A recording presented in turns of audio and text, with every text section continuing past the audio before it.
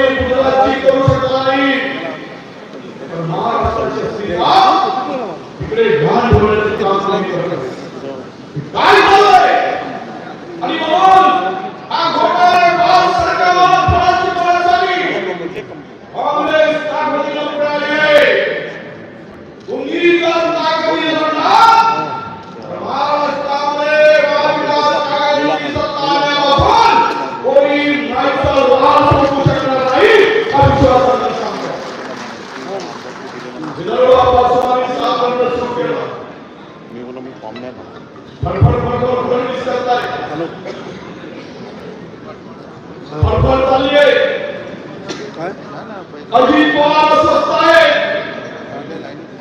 काम झाला, गरज सर्व वापरा नाही हे